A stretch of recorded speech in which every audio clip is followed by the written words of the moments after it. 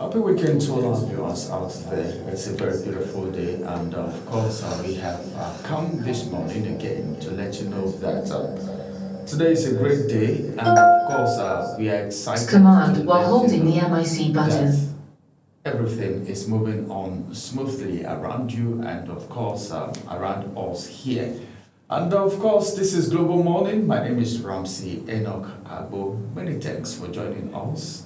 Not alone on the program, this is the weekend edition, and when it comes to weekend, you need to at least there is a word they really use for it. I'm trying to get that word, but as I wait to get the word, let me say hi to my colleague, my co-host, who is right here with me. Okay. It's good to have you. Yeah. On Global Morning. Weekend again. What weekend? Yeah, of course. This is like the first Saturday in a long while. Yes. Yeah, and it's a beautiful morning. Waking up this morning, there's every reason to be grateful. Yeah, life. When you have life, you have hope, as they say. So I mean, today unfolds with its own goods and some challenges here and there, but we're hopeful that at the end of the day, we have every cause to be thankful. How is your weekend coming? Yes, Yesterday was Friday. This is the weekend. So I'm celebrating the weekend. I'm here because I needed to be here. As a matter of fact, sometimes you try everything possible. Now people are even working to make 8 plus 8, 88 instead of 16. Somebody says, when you say 8 plus 8, what do you mean? Well, 8 plus 8, put 1 and 2 together, that is doing the extra mile, adding the extra to the ordinary to come out extraordinary. Okay, so I during the course of the week, I saw a post on social media, someone coming out to talk about the normal 9 to 5 and how 9 to 5 is expected to be literal 9 to 5. You wake up in the morning, go to work 9, and then you come back 5 o'clock. But in today's world, it is not so. And someone also says it's 9 to 5 is symbolic. It doesn't literally mean 9 to 5. It's just a symbolic term to, connote a formal kind of work or the white collar kind of job. Yeah, but people have taken it to be a literal thing. So when you go to work and you are told you're going to work 9 to 5, you're expected to work 9 to 5, and sometimes they tell you come 8 o'clock, resume 8 o'clock, or you're leaving work by 6 o'clock. Especially for the kind of work we do here that doesn't really have the timing. And let's leave TV work as an exception. All the kind of regular jobs out there, you're required to go 9 and come back 5, but people now spend more than the hours stipulated. You're either resuming by 8 o'clock. There are jobs now that they say you have to come by 8. And it's called a 9 to 5. So the question is, why do we call it a 9 to 5? That is the controversy. That is the question. So why we call it a 9 to 5 when I'm told to go to work by 8 or come by 7? Are you talking about 8 o'clock? Yes, we call it a 9 to 5 What job. about people that go to work 5:30? 5:30, 6 a.m. Especially in states like Lagos, so you have to wake up as early as. I could remember back in Lagos, I don't wake up later than 4 a.m. because you will need to hit the road as early as possible. Wow. And then you're expected to work on Saturdays too. In fact, you walk round the clock. Around the clock. And sometimes you take your work back home. You're not even guaranteed of leaving the office at 5 p.m. Okay. All right. So that 9 to 5 is symbolic. It's just a symbolic. It's just a symbolic. I think they are just trying to describe the white collar job in that manner. But then I think people are becoming wiser. But there are organizations that still work with that 9 to 5. Okay. There are organizations. When you leave the house, it's not what is counting. Okay, when you start work. When you start work. Yes, when work resume and everybody said, all right, everybody get to work, 9 o'clock, 5 p.m. Some people even 4:35, 4:40, they're already packing their things. How about situations where you are still expected to be working from the home? You're being called at home and we call that overtime, which are supposed to be paid for. Okay, but in a country like Nigeria, do we pay people for overtime? There are organizations that do it. There are some organizations. I don't think they are up to two. No, they are more. There are really? organizations. Yeah, there are organizations that do it. I've worked in an establishment before. They look at working on Saturdays and Sundays as overtime. So at the We're not end talking of the about month, Saturdays and Sundays. We're talking about a situation where you're supposed to close work, say by 5 p.m., and then you're at home, your boss is calling. Let's leave the TV. no, that's the overtime. broadcast. You are supposed to be paid for it. Okay. Yeah, I worked in a place where it is, or as soon as it is 5 o'clock, they will ask you, what are you still doing here? Oh, nice. You know, what are you still doing here? Nice. I have some job that I've not done with yet. Why not leave it and continue tomorrow? You know, I've worked in such an organization before. Yeah, but then not people from this part of the world. Not people from Nigeria. Exactly. We need to have a regulatory body to check all these things, right? People are beginning to cross boundaries. You understand? I understand the place of hard work, right? When you are diligent, when you work hard, but it is different because there's no boundary. Now, when you get home, there's supposed to be a family time, right? It's not healthy for you to keep taking work home because it destroys your family relationship while you're building this. So we need a balance, right? A balance that helps us both build family relationship, work, family work. Do you understand? Else, I don't think you'll be able to really give in your best because when you eat into family time, you take family problems into work. Do you understand? Because it begins to affect you. Especially the other gender. And they call it mood swing, or they call it transfer of aggression. So many things. Those are the things. You know the gender I'm talking about? Well, I don't know what you're talking about. Oh, yeah, I know you won't know. But then, come to talk about that, I think there is need to strike a balance because you can't, because of your work, destroy your home. And you can't, because of your home. And you can't, because of your home, allow your job to suffer. Because this is a contract you've signed. Exactly. And as it is, even the issue of working from home or doing overtime, it's not all the time. Sometimes situations warrant it to be so. But when it becomes a constant thing, then there is a problem.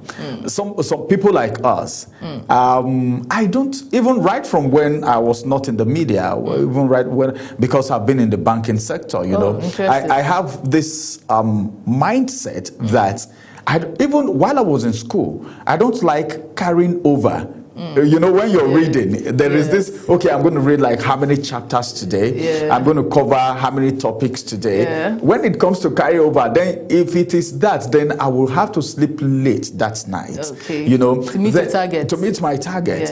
Just like you do your to-do list. Though now I carry over to-do list because as a matter of fact, you can't finish everything in a day. So in order to strike a balance, what you do, like people like us, me especially, I don't like carrying over. It's as if it's a drag back for me. I look at it as a setback. And that's the reason, if you watch me closely, you see that most times you see me, anything that I'm doing, you see me on my system without distraction, just to make sure I finish whatever it is that I'm doing. But in fact, in a normal circumstance, for things to work smoothly, for health to be stable, for family to be fine, for work to be at least efficient, productive, you have to strike a balance.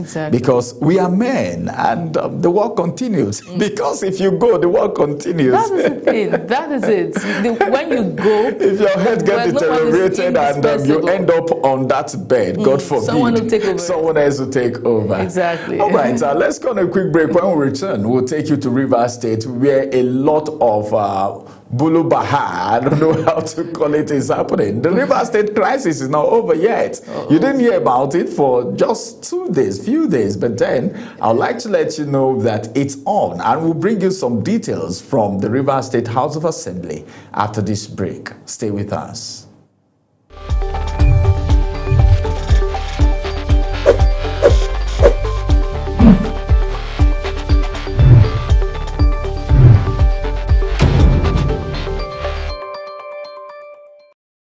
Up with Global Morning, your daily guide to what's happening and making the rounds. We delve into headlines, newspaper reviews, spot-on analysis, policies, current events, real talk, real issues that affect us all. From the latest trends to the debate, every topic, every angle, Global Morning is where it all starts.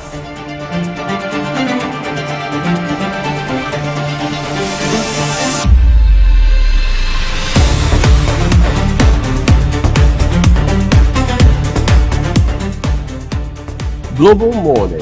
For the latest issues, Always on point. watch Global Morning Monday to Friday, 7 a.m. Saturday and Sunday at 8 a.m. on Global Television.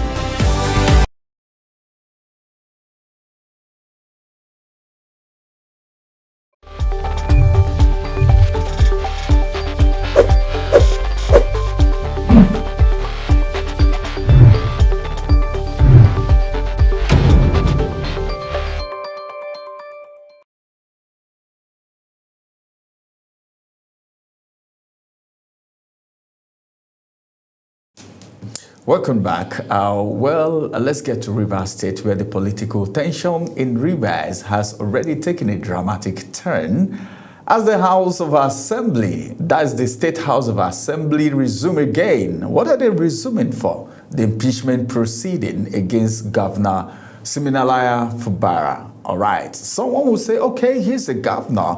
Any impeachment move should be against him. But then, he's not alone in that net.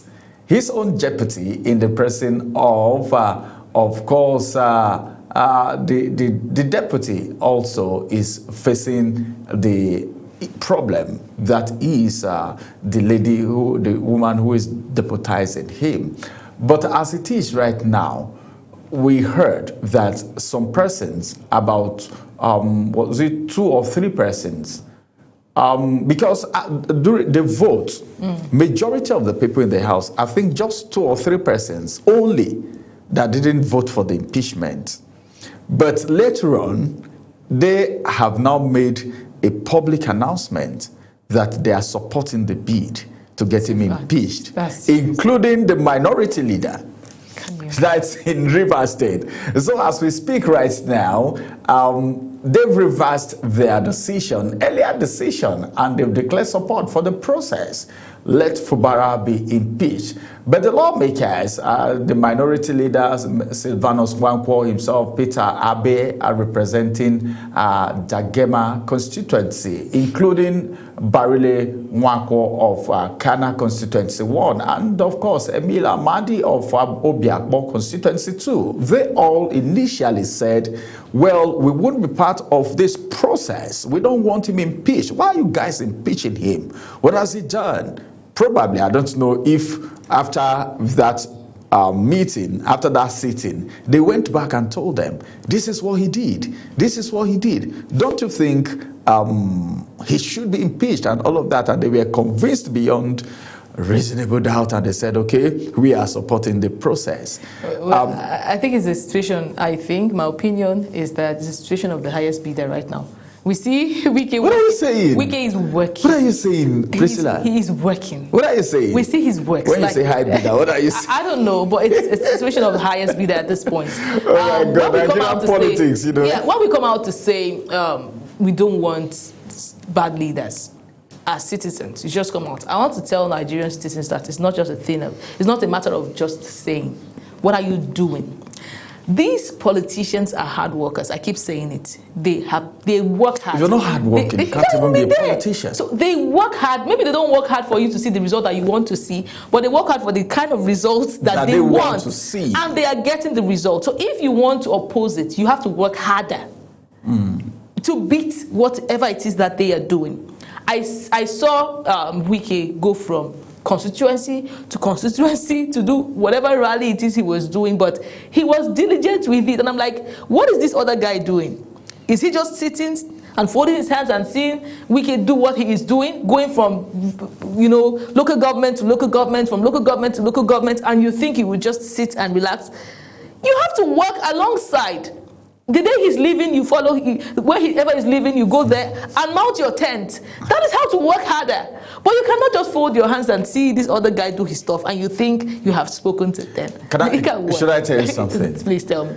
Well, some of us have actually covered political campaigns before, and this kind of movement, I don't know what to call it. I think it's a grassroots rally that he was doing. That is it. If Fubara attempt anything, all right, to contradict or distract, or affect whatever it is that Wike was doing. You're not affecting what the person is doing. That is, you mean doing the same thing that Wike was doing? You might do your own in a different way. I don't know how you want to do it. You might want to the same period, or after he must have done his. After he has done his, of course. After he has done his, of course. The Rivers State people will say this is copy. This man. It doesn't matter at this point. It doesn't matter if you like copy and make your own impact, because what Wike was doing. Don't you know how serious? So that's the impact was saying. That's the reason. That is the impact. This other 4 persons or 3 persons said, "Well, we're supporting the proceeding." Do you need to tell the deaf that it is obvious? The blind can even see it. It is obvious. It is hard work, and that effort will pay. Whether we agree, it's already paying. Whether we agree or not, the effort of hard work will always pay. So the only way to beat a hard worker is to work harder. That is just a simple. All right. The only way to beat a hard worker is to work harder. So Wike is working seriously right now. But as it is, let's also let you know that some persons are of the school of thought that as a governor in a state, how would somebody in FCT, an FCT minister, come to outshine you in your own state where you are a governor?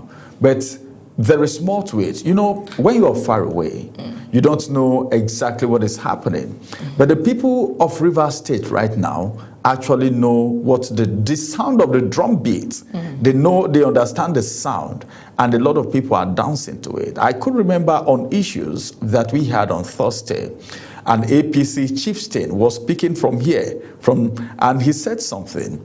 He said, in every state, there are political leaders who were there before the governor came into office, even though the governor seems to be the leader according to the constitution of the party in the state. Therefore, the governor needs to be in alliance with the political leaders. He now went further to say, well, for the case of Rivers State, Wike on his own part, it's someone that was governor for years in Rivers State, and he has planted something at the grassroots.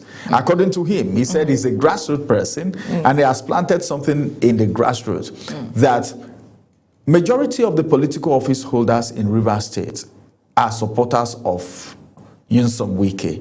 Then I asked the question. Let's not forget that before Wike there was an Amaechi. Yes, there was an Amaechi. Yes. And an Amaechi that brought in a Wike. Yes, but are you aware of what is happening between Wike and Amaechi? So why didn't Amaechi get angry?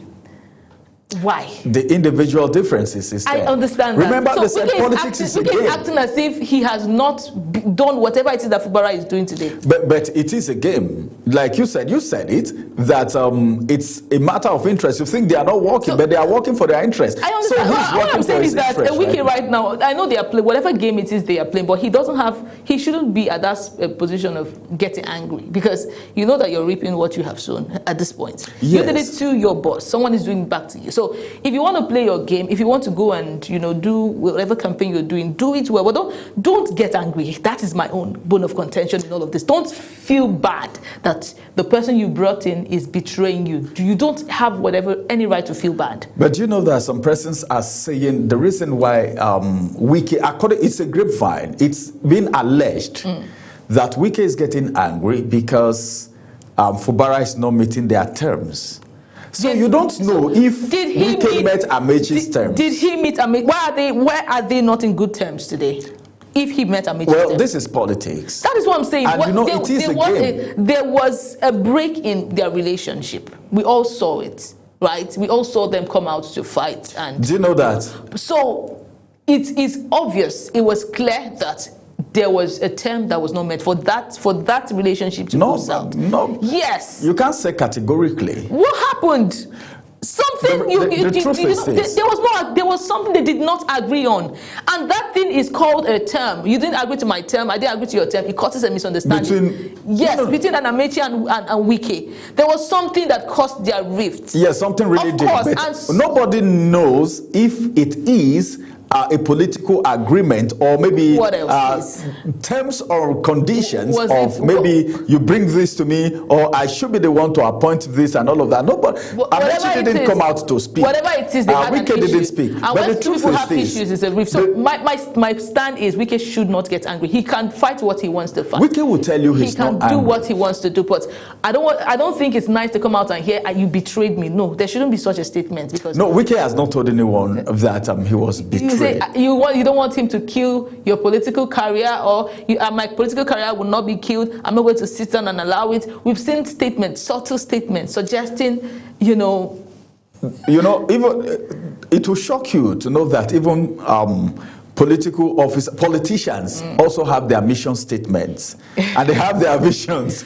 So by the time anything, they wouldn't want. Those people are they are very hardworking and they are very smart. Exactly. They are very calculative. So anything that want to affect their mission statements, they would want to fight it to the last drop of their. I honestly see Wike, as a very smart man. The first time that's exactly what's happening. Is he in PDP or is he in APC? If I ask you now, you won't be able to say. He's partyless at this point because he has been suspended. He won't tell you by the PDP. But he's operating as a politician. Whatever it is, Fubara should have known all this well, that he don't just come out. The statement when he joined the APC, that statement was what caused the whole provocation, right? Posing as now the leader. Yeah, I'm supporting. He said it. I'm supporting, and we don't go behind to support. The subtle throwing of shades here and there. I think that's what brought this up again. But that's insulting. We don't go behind to support. Exactly. I think that was what brought. And when you are ready for a battle, when you draw the battle line, you should be strategic. You cannot just draw a battle line and go and sit down and think because you have social media supporters. It's a real fight. When it comes to politics, when you come to politics, there are fathers of the game, and there are people who are learners in the game. Exactly. So when you put these two persons together, you should be able to differ by yourself. Exactly. So I expected to see Fubara doing what Wike started doing later on. You don't think that he assumed that? Don't think it's easy. You are the governor of the state. Okay. You had that. He needed to make that first. Meaning you belong to the school of thought that said, well, Fubara wasn't smart. Because some persons actually said he was not smart enough. Some persons said, well, he is the leader of the state and he can do and undo. But then look at what is happening. What about the state house? Wike knows right now that he cannot go through a Tinubu again because Fubara is an APC leader. He's an APC governor. He decided to go through the house. The people he stopped, right? Tinubu cannot stop him right now because he's going through the legal process. He's going through. Can I tell you something? Yeah, please. The funny aspect of this whole thing is that Fubara now is in APC. Yes. We are not sure if Wike is in APC. And if anything happens to Fubara, it's an embarrassment. Wike is not in APC. We all know that he's not in APC officially. But he's working. We know that he's working for APC. But he's not officially with them. But he's working for APC and with APC. It's clear. So as it is right now, if APC leaders allow anything to happen to Fubara in Rivers State, it's an embarrassment. To APC. More so that he's now in APC. So that's just somehow going to be his saving grace. But now, what they have already come out to do. Amawule is going to, after the resolution of the last sitting, Amawule, the Speaker of the Rivers State House of Assembly, is going to send, the outcome to the Chief Judge of the states, all right? It is from there now, we will see what will happen next. But then, we're talking about judiciary and executive here. So let's just keep our fingers crossed and see what will happen. All right, it's been Global Morning, the weekend edition. You can't just get tired of what we're saying because it's so interesting. But then, if we keep saying this, it means we will skip some segments and that we wouldn't want to do. But then, just keep tab on Global Television. Keep watching Global Television. Every detail and information, updates, developing stories from Rivers State will all be in front of you. Let's go on a quick break. After this break, we'll return and we'll bring you what is on the pages of the national dailies. That's the newspaper for today.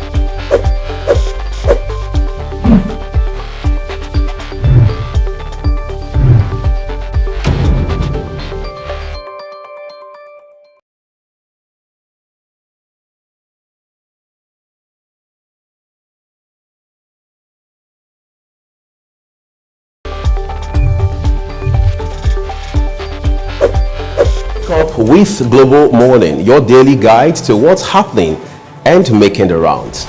We delve into headlines, newspaper reviews, spot-on analysis, policies, current events, real talk, real issues that affect us all. From the latest trends to the debate, every topic, every angle, Global Morning is where it all starts.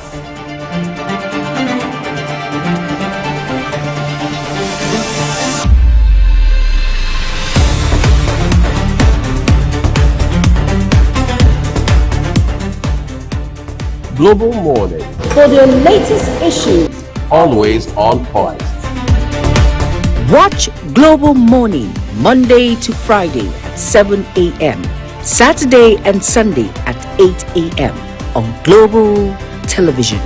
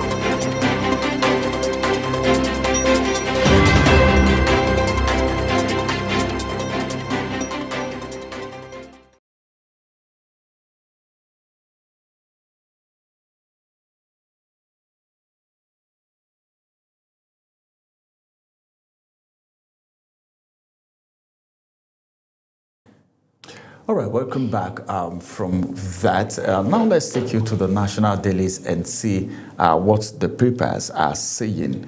On the papers this morning, we have a couple of headlines that we will be bringing on your way.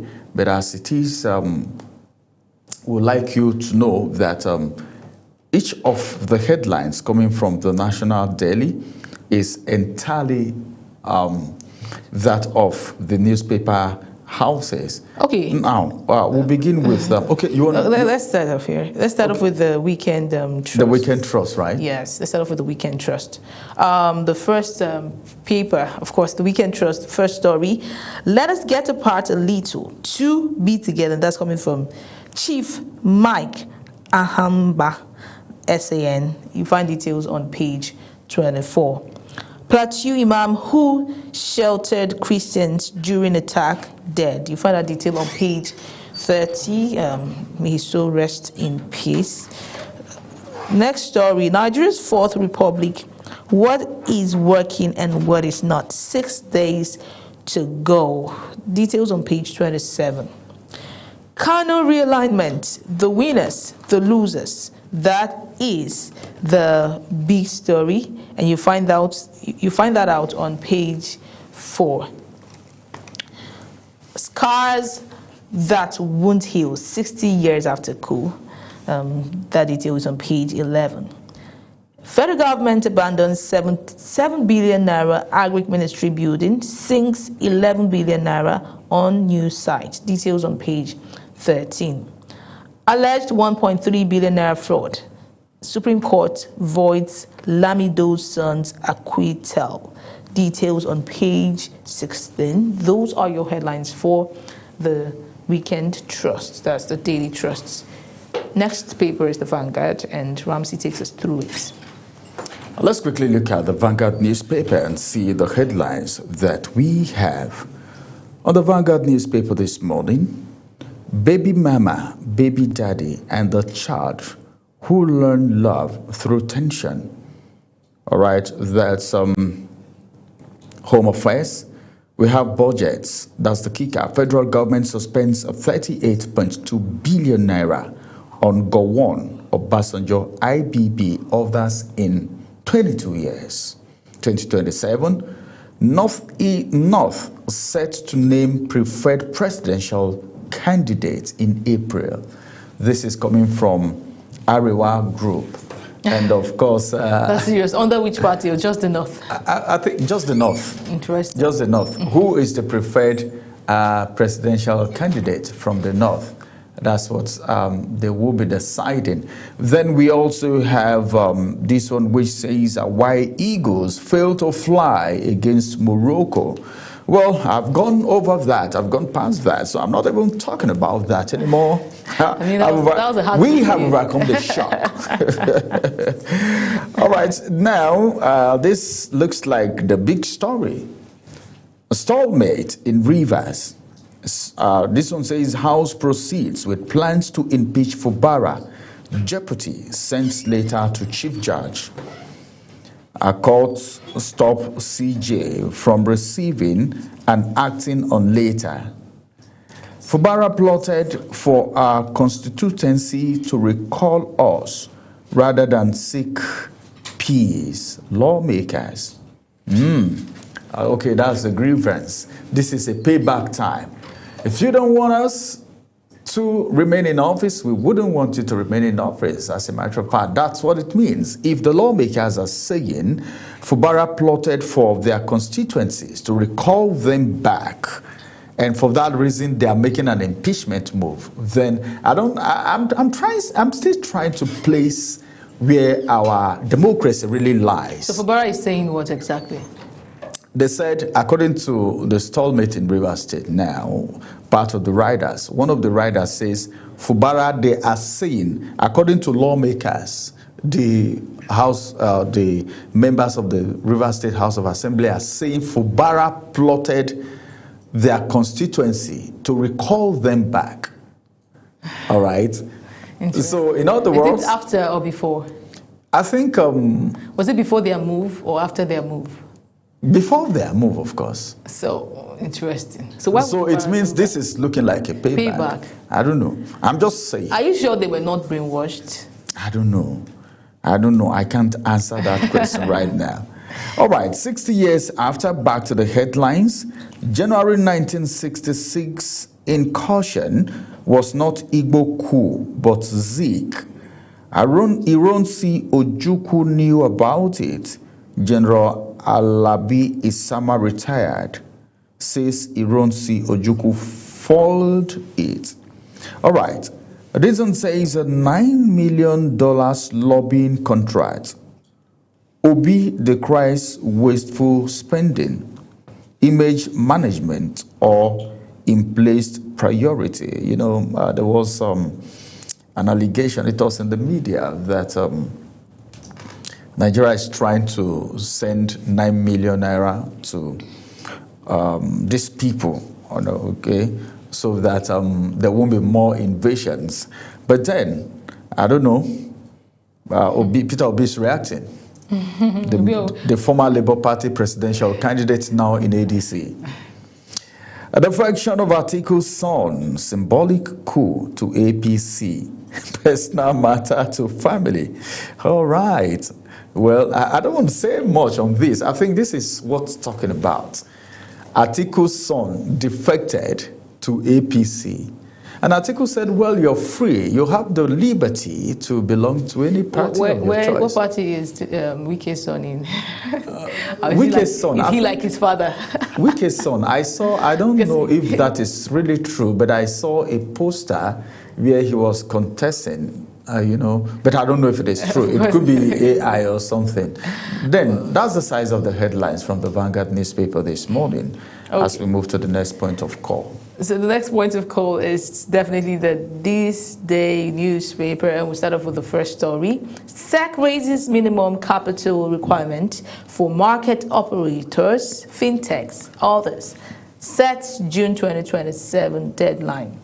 Next, the headline, there are about 3 headlines. Broker dealer from 300 million naira to 2 billion naira. Portfolio managers from 150 million naira to 5 billion naira. Issuing houses from 200 million naira to 7 billion naira. That is a whole lot. Next story. PDP faction awaits court ruling to explore exit option. AP group considers ADC. That is serious. Tinubu, Sanwo-Olu, Alia, Yelwatda, APC eulogize BC Akande on 87th birthday. Details on page 7. The big story is in Rivers. Court halts impeachment proceedings against Fubara. Odu restrains Chief Judge from acting on lawmakers' notice. Assembly members adamant insist on ousting Fubara. Deputy says governor incorrigible. 4 lawmakers backtrack. Process will not succeed, says Fubara's aide. Okay, it's going to be an interesting one in Rivers, really. NESG macroeconomic outlook report launch. And those are your headlines from the This Day newspaper. We go next to the Punch. All right, from the Punch newspaper this morning, let's look at the headlines that we have right there. The big stories where I'm starting from. How families risk lives to enter Niger Republic. This is coming from Sokoto residents. This could be as a result of the crisis. You know, sometimes the state becomes too hot and they begin to look for where to run to. Then this one says impeachment. That's the kicker. Fubara, Rivers lawmakers in showdown. All right, that's from Rivers State. We've talked extensively about that. Just one rider to that story. 2 riders, actually. Governor plotting a recall. He must go. That is Assembly saying that. They are acting a drama. Governor's aide is the one saying that. And of course, this one says, all right.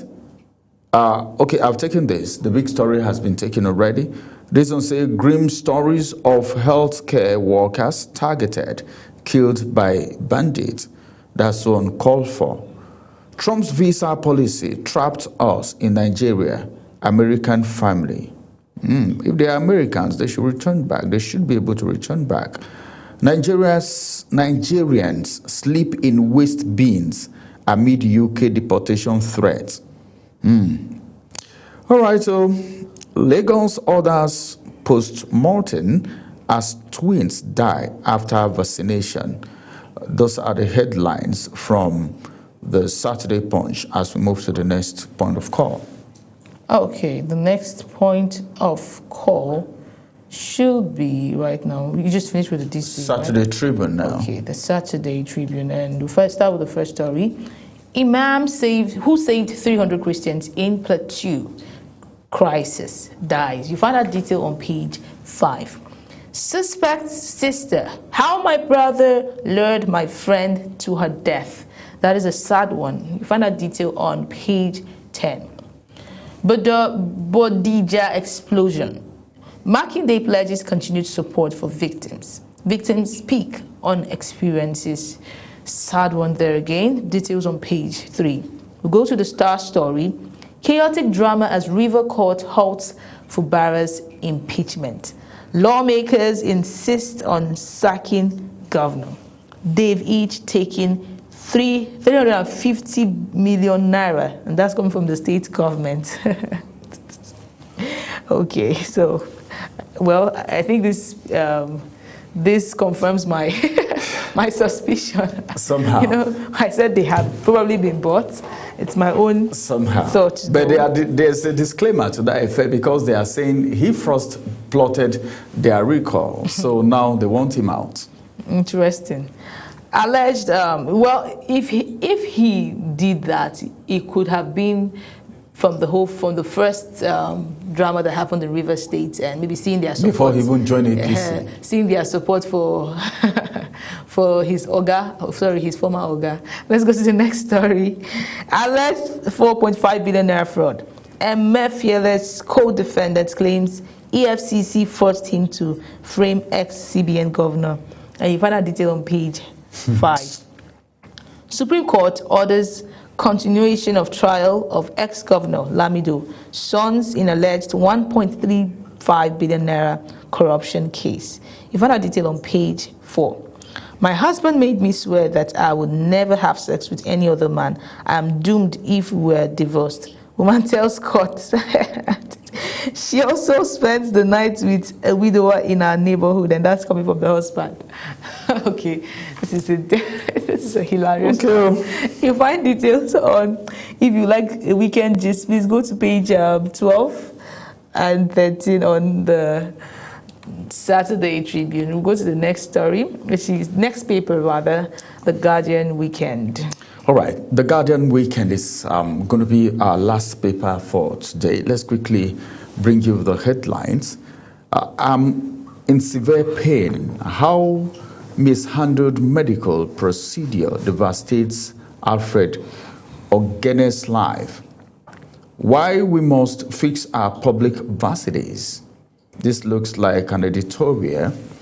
Then this one says, under clear 40,000 naira, Supreme Court uphold conviction of Lamido's son. NNPCL is a reliable engine of economic growth, says Ojudari.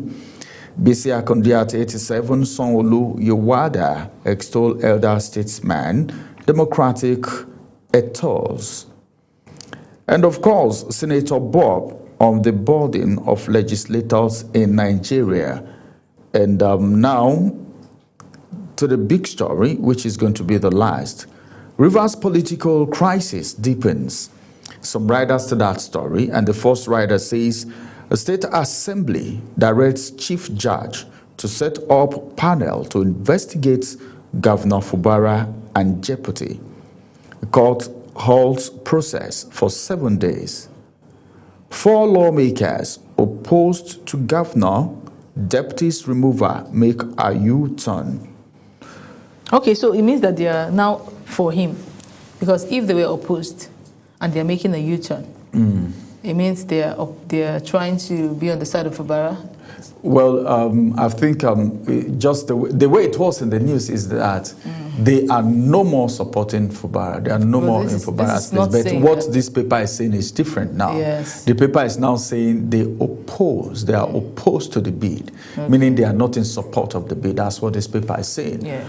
All right, we're going on a quick break right now. I want to take a break. After this, when we return, we'll meet you with the first conversation for the day. Stay with us.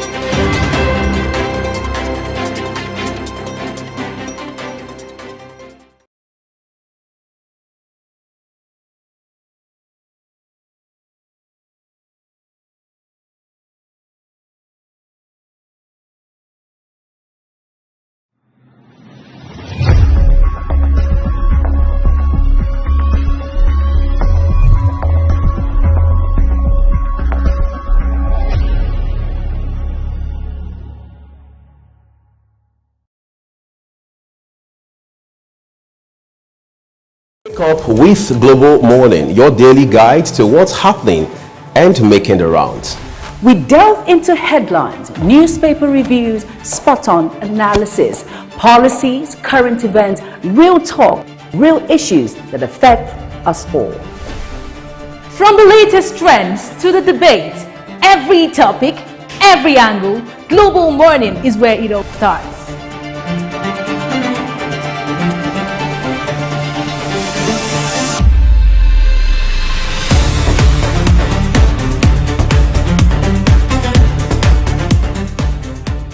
Global Morning, For the latest issues, always on point. Watch Global Morning Monday to Friday at 7 a.m. Saturday and Sunday at 8 a.m. on Global Television.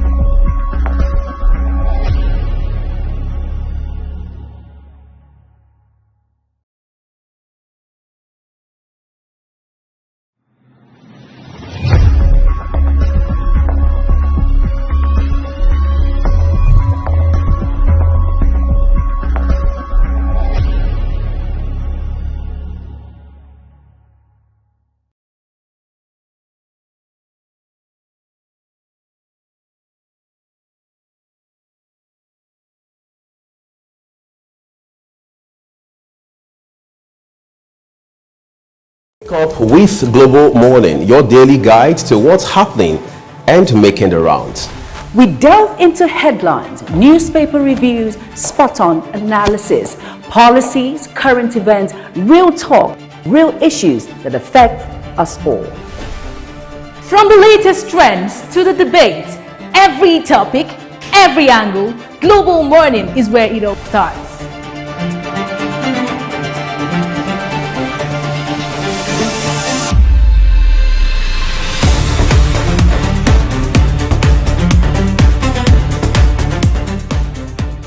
Global Morning, For the latest issues, always on point.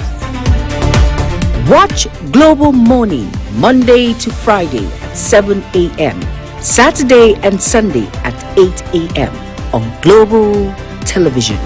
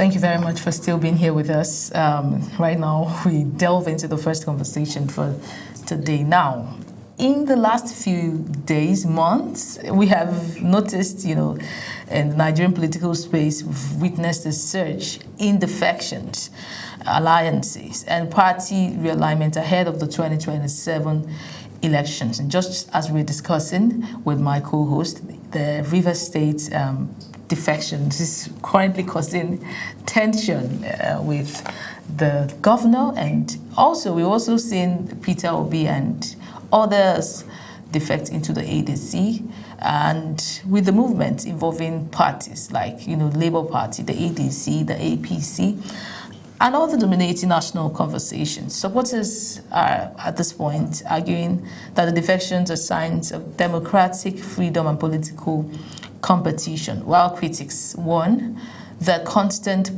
party switching may weaken institutions, blur ideology, and erode public trust. So today we want to have a conversation on that. We're asking, are political defections strengthening Nigeria's democracy, or are they weakening institutions? To help us unpack this, to help us examine this, we will be joined by the Democratic and Governance Perspective. From the Democratic and Governance Perspective, joined by the COPDEM Chairman, Coalition of the Protection of Democracy. Yes, and he will help us analyze it from a democratic perspective. You get to see our guests just after this quick break. Please don't go anywhere. Stay with us.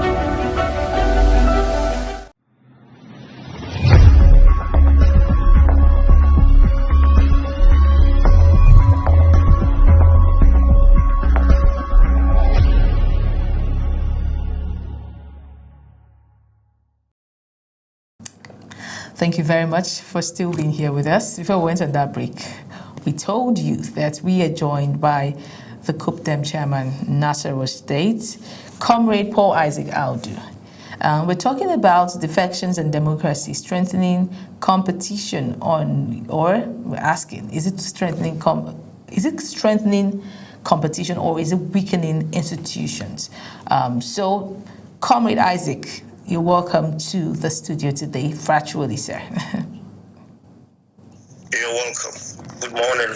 Happy weekend. Good morning, sir. So, I started off by analyzing the defections we've seen from different individuals, in Nigeria, political individuals, key leaders, talking about the likes of Peter Obi. We recently also saw the defection in Rivers State, Governor Similaye Fubara moving from the PDP to the APC, and other leaders, the Atiku movement.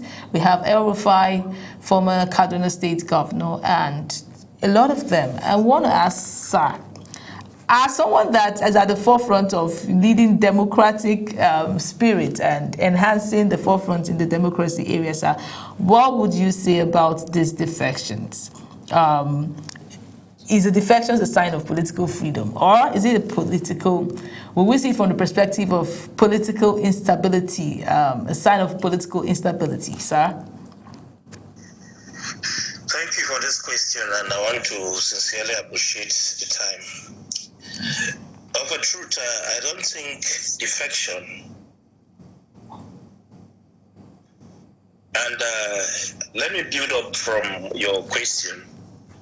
You know, there is difference with defection and also coalition.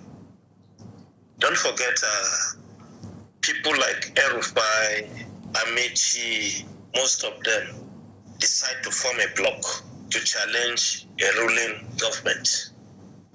And of recent, you begin to see them identifying with the party they form coalition with. Mm-hmm.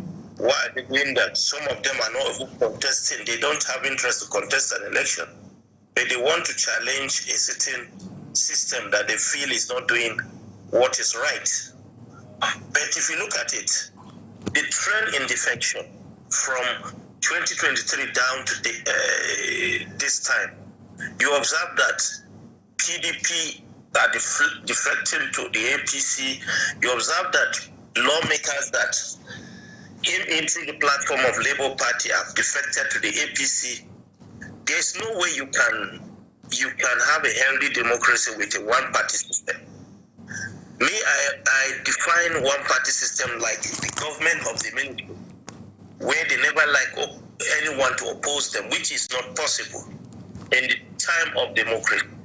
We are in a dispensation of democracy, and people have right to express themselves. Even in your family, you don't expect your child to go in the same line with you even when you are doing the wrong thing. You must have the moment I think you are going the wrong way, you have to do it this way. That is what makes system work. We can't just begin to work as a system, parallel system, even when things is not working. You just, because we are deceptive and believe that this is the right way to go. I think it has weakened democracy, but thank God that the coalition are waking up and things is beginning to show direction. Is the coalition not part of defections? No, I don't think it's a system that want to challenge a process that they never feel is working. Do you know there are people, a political party.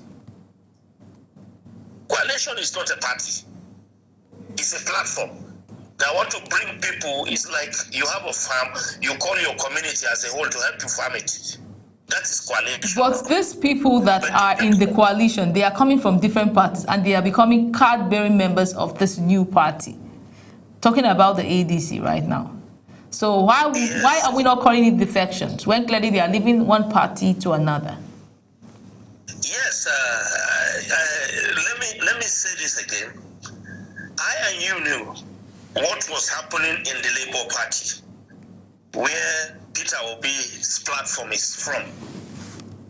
You can see Obi left the Labour Party not up to a week. They literally recognize Abure's administration as he is not a recognized chairman. Even FCT council election that is coming up, the Labour Party is not featuring any candidate because INEC refused to recognize that. Sometimes you don't stay in a marriage where you feel the marriage is not giving you that thing you expect. Peace of mind matters a lot, and system that is working. That is why some people like Peter Obi, El-Rufai left the APC for coalition because he felt is not happy with the way the system is going. I mean, of them, I don't see those ones as enemies of democracy. I see those people that were elected in a platform. It's like people stood with you, then overnight to tell them that, no, this platform is not okay, this is where you are going. I think that is even the one that is more dangerous. Don't forget there are words from political stakeholders that are saying the governors are going to the APC, but the people are not leaving, they are not defecting. And the power belongs to the people. And the system is beginning to tell us that the people have the strength to make up leaders and also dethrone leaders. So I don't see some of this. You need an opposition. You need a viable opposition to challenge a system that you feel is not working. And you can't stay in the system that you want to challenge and have a meaningful discussion in that system. That is how I felt too. Thank you. But these members of these defected parties are currently holding the card of the new party. Are we saying that after we get what we want to get from the coalition, they are free to now go back to their parties? And if that is the case, how does this strengthen democracy or the institutions? I will always tell you that these people coming to the ADC, a process that they felt is not working. I and you are a journalist. If you can do a survey in this country, you will understand what I'm saying, that this system is not working. And I cannot pretend to be in a place that is not working. Even what brought the APC is a coalition. APGA, part of APGA, people like Rochas Okorocha, AD, CPC Buhari's platform, and ANPP, something like that. They came together and formed a bloc to challenge the ruling party, which is PDP, isn't it? Mm-hmm. And you, as a Nigerian, you know, regional politics is very, very effective if you truly want to change a system. Regional politics, you know what the APC stand for. Most of the governors are. I don't see most people going to anywhere. Most of the governors are going to the APC. There is a statement from a stakeholder in Plateau State that the PDP is alive in Plateau State just because the governor left the PDP to the APC. Do you see what I'm saying? So, my concern is not even those ones that, okay, is El-Rufai, is he a political appointee of this government? No. Okay, so the concern is for those that are already in power and are defecting. Yes, the concern major is those in power. Let me tell you one thing. Trust is a seed. The day your child lose confidence in you, you have to work hard to regain it. Now, you met me in the platform of the Labour Party, for instance. You become a governor.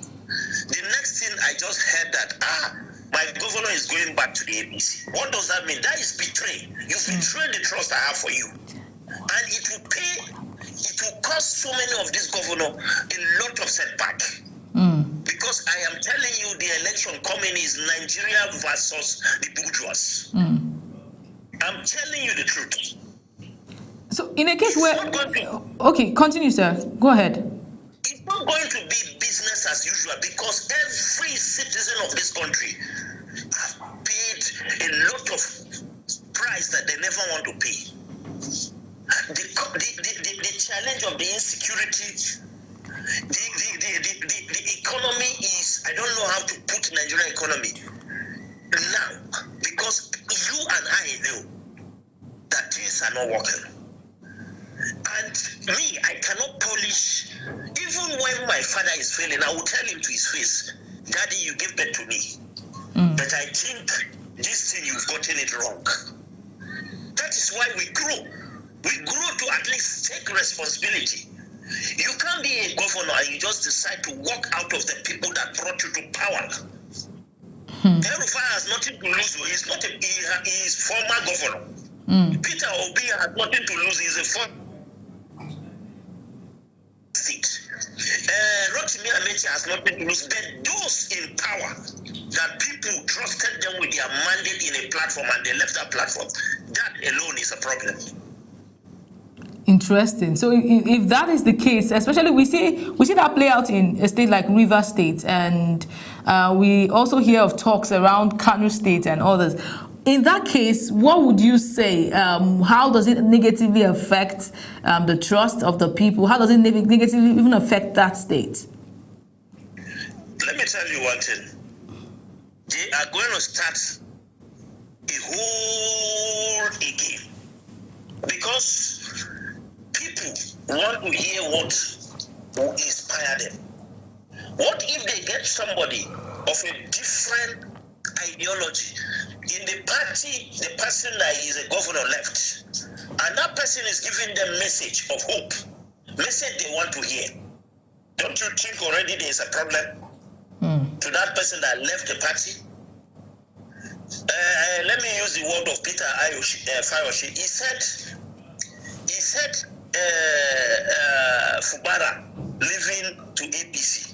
There is no magic he can do to win Rivers State in the platform of APC. Only if the INEC and the police will help him win the election. And these two people are not the voting strength of the state, of the country. So you can see that he knew what he said.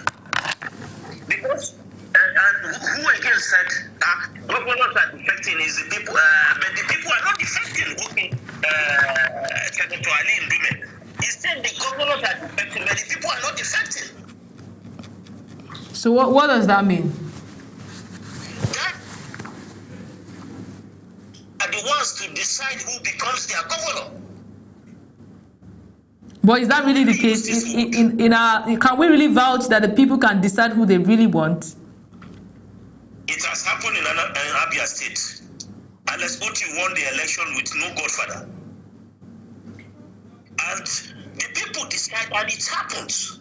You know, let me tell you one thing. Until our system is strengthened, where nobody can manipulate it, and until we have people with track record of integrity, like the VC of Federal University, Imo State, that woman, until we have 50% of their time, the electoral.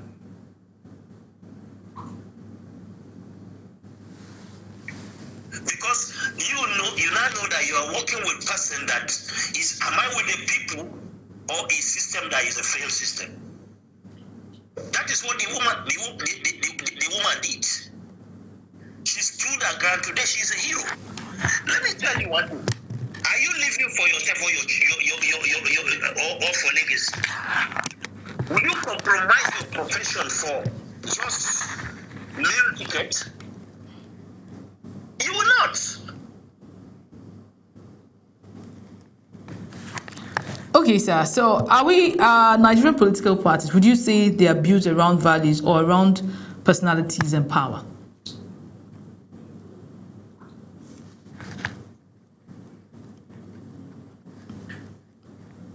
Are you there, sir?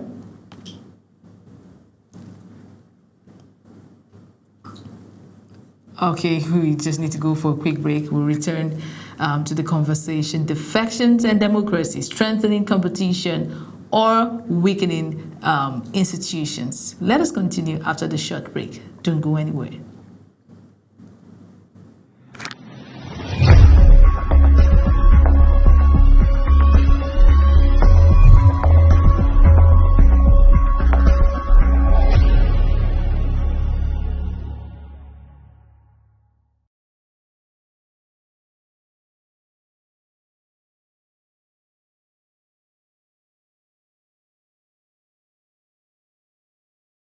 Up with Global Morning, your daily guide to what's happening and making the rounds.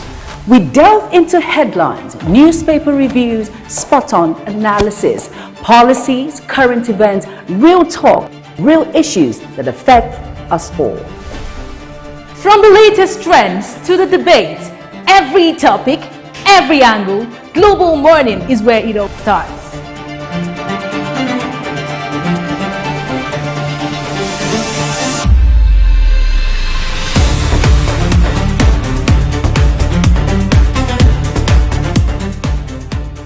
Global Morning. For the latest issues, Always on point. watch Global Morning Monday to Friday at 7 a.m. Saturday and Sunday at 8 a.m. on Global Television.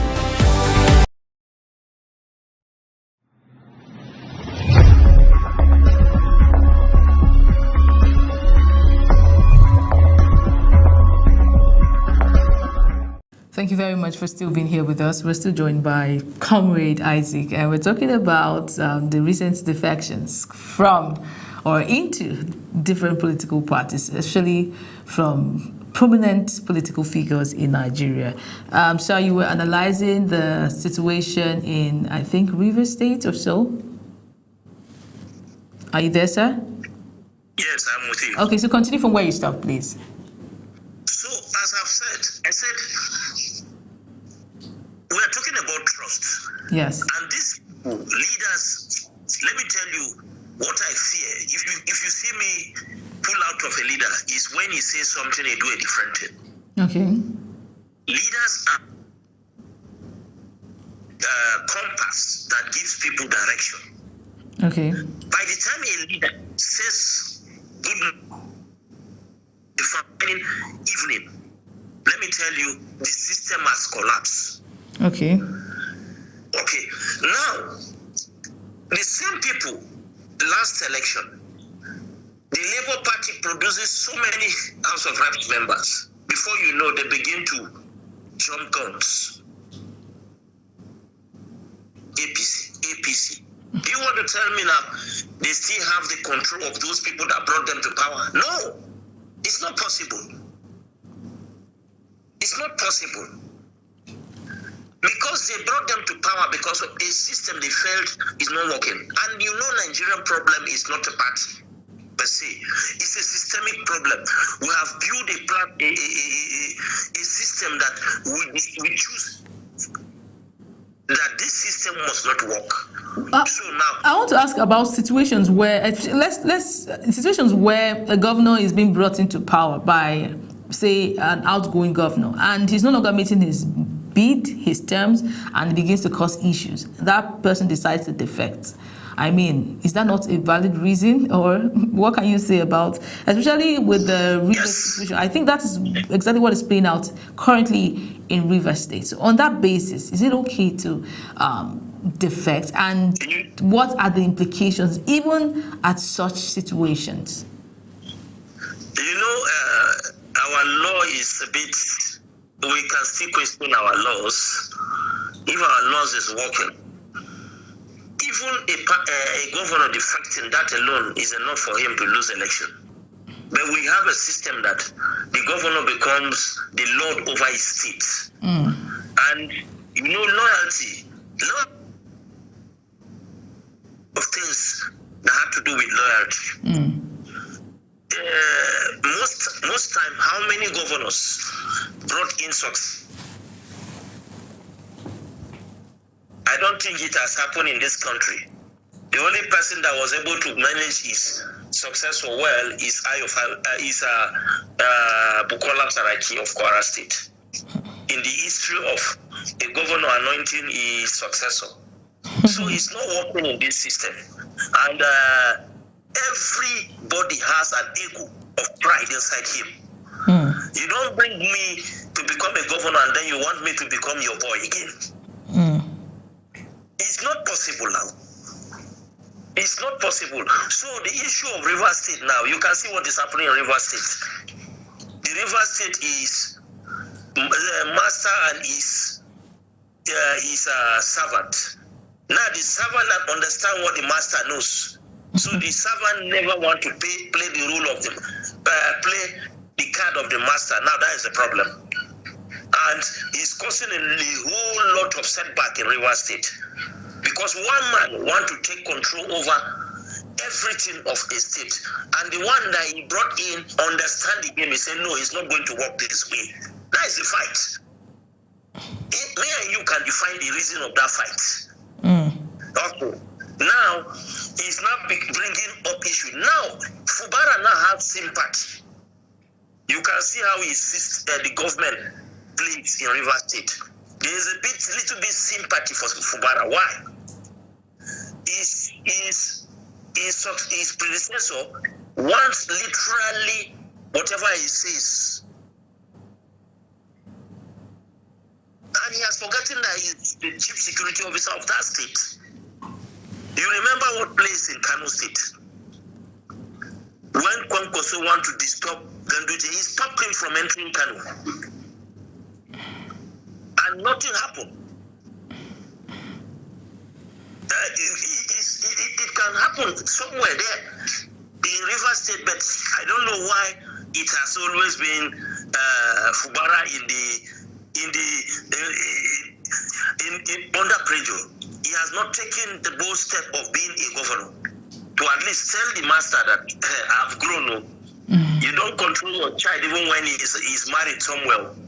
You only lobby the child to maintain that rule. This is what is happening in this country, and I pray that we have a system, a working document that will control this exercise. You can't bring a successor and then you want to control his ideas. You want to tell him you know more than him. It's wrong. It's wrong. Let's allow this system work for the people. If truly you are for the people, allow the system work. So if you could advise policymakers directly, what reforms would you prioritize to strengthen democracy? I think if I will advise policymakers, first, this issue of defection, I think we must work against it. Party must have its authority to express itself when whoever they brought to power decide to disappoint them. Party should have the authority to expel that person, and then the constitution should subscribe to what party is saying. Why? If we don't allow that, I think we are running a system like a military. That is true. You go everywhere, you have freedom. Mostly a governor or a senator, a reps member, or House of Assembly members. There should be a law backing a political party. The day a governor or whoever position you are, you left the party, you have lost your position. Then number two, the law that will give me peace is when we should have a direct primary election. These two things, where people will decide who govern them, I tell you, will solve the whole lot in Nigeria.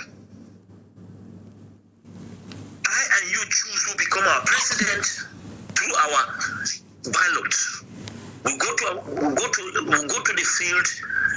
We line up and say, this is who we want. We hold this person accountable. These two laws, if we can have it in place, all this political rascality, you will not see it. Thank you very much, sir. I think this is where we draw the curtains. It's an ongoing conversation. I like to say, especially as we approach 2027 elections, the topic and issues around democracy should be something we'll keep talking about. We'll need to understand even the INEC rules and regulations, what every common man, what every common Nigerian out there should know as we approach 2027 regarding democracy, regarding rights, to vote and to be voted for. But we want to say thank you. Thank you so much for coming on the show this morning. We wishing you a beautiful day ahead, and of course, we'll still have you come talk to us in other programs and at other times. Thank you, sir. It's a pleasure. I appreciate it. All right. Have a blessed day. Yes. Okay, this is the first, the size of the first conversation as Nigeria moves closer to 2027. One thing is clear: democracy is not only about elections.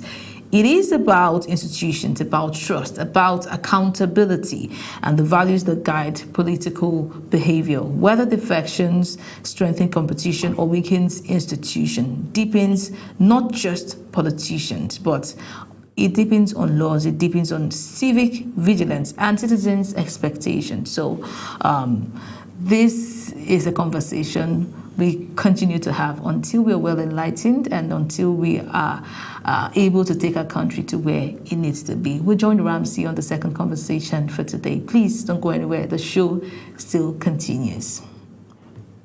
Wake up with Global Morning, your daily guide to what's happening and making the rounds.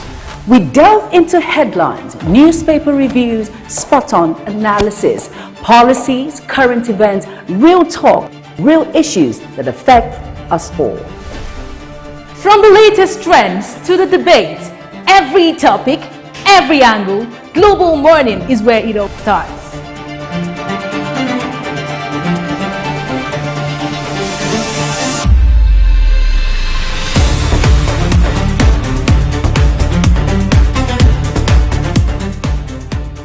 Global Morning, For the latest issues, always on point.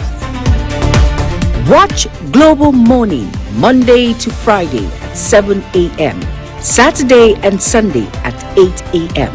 on Global Television.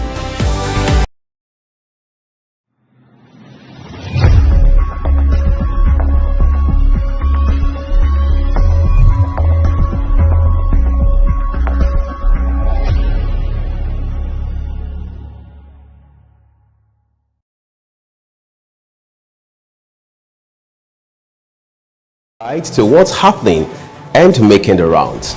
We delve into headlines, newspaper reviews, spot-on analysis, policies, current events, real talk, real issues that affect us all. From the latest trends to the debate, every topic, every angle, Global Morning is where it all starts.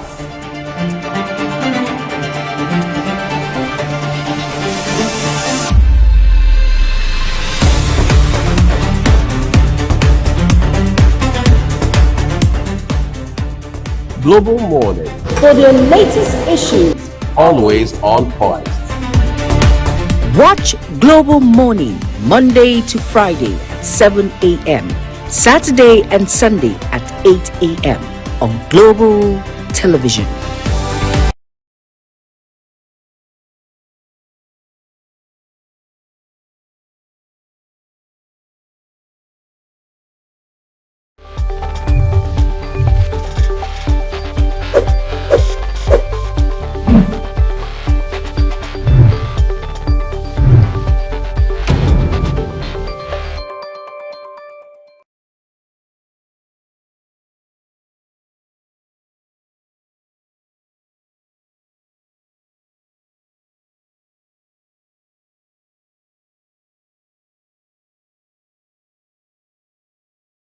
Going to be our area of focus today. Well, someone may attribute this to rural-urban migration, as the case may be, because people keep shifting from the rural area to the urban area on a daily basis. Talk of Lagos, for instance, Port Harcourt, then you talk about FCT, where a lot of people migrate into on a daily basis. Have you thought about the cost of house rent in Abuja or some parts of Nigeria? Housing deficit, okay, it's a problem. It's one big problem in Nigeria, having where to lay your head. Someone maybe is saying we have a lot of estates in Nigeria, especially in FCT, that if you walk around Abuja today, you'll see it's unoccupied. But who are the owners? Whereas there are people who are looking for where to lay their head. But the major problem is this: what role are the major key stakeholders playing? What role are they playing? For instance, estate developers, okay, realtors generally. What about the government themselves? What role are they playing to mitigate this problem is part of our discussion today, and I have an estate developer joining me on the conversation as we look at what role these key stakeholders can play to mitigate housing deficits, to stop it, to tackle the problem in Nigeria, so that all of us at least will be smiling as Nigerians. Joining me on the conversation is Adoku Oche, an estate developer. He is actually the MD of Double Grace. It's good to have you on the program this beautiful morning. Thank you, Mr. Ramsey, for having me. Yes, well, as an estate developer, sometimes I feel, well, you guys are the center of this whole thing, even though you are not federal government. But as a matter of fact, do you believe that there is housing deficit in Nigeria? Yeah, definitely. By available data, we have up to 17 million to 28 million housing deficit in Nigeria. And to solve that housing deficit, we need 550,000 housing yearly. And if you want to look at the cost of solving that problem, we are looking at 59.5 trillion naira to properly solve that problem. So it's a huge challenge. From your opening right now, it means you already know that there is problem of housing deficit. I'm not even aware of this data that you've given out. I told you that we have an expert in the studio. At least this data has somehow given us an insight into the discussion proper. You have, in a little way, profile solution. Now you know there is a problem and what to be done, the number of people facing housing deficit and how much is needed. But why is the government so quiet about it? Is it that they can't do it? Before I come to you, the stakeholders. The issue with government, it's not like they are quiet. It's about policy enforcement. We have a lot of laws, we have a lot of policies, but these policies are not being properly enacted to get people, because let's take Abuja for instance. The major challenge we have here in Abuja is we have a lot of development between the middle and high income earners, and we have very low development for low income earners, where we have the entire population. And that answers the question concerning big houses within the city which are not being occupied. So how can we bridge this gap? That's the question. How can we bridge this gap now? There are a lot of things that should be put in place. I will take it one after the other. There are a lot of problems, and we have a few solutions. First of all, let's look at government properly enforcing its own laws, checking development and balancing this development, ensuring that lands are allocated to developers that are interested in developing properties for low-income earners. Places should be properly marked out for this development, and it should be enforced so that when assets that are given out for high densities are not used for medium densities or for low densities, because in business, most of the properties that are low densities are more expensive. So developers can take properties meant for high density and develop it into low density, more space, bigger house, but low occupants. So places that are earmarked for certain designs should be enforced. So these are key areas the government should look into. And then we should also look at cost of producing these things. For us developers, you can also call us housing manufacturers. That is what we do. We provide housing solutions. Costing is very, very key in every sector. If we can get materials at lower cost, housing will be cheaper. If we can introduce technologies that makes available prefabricated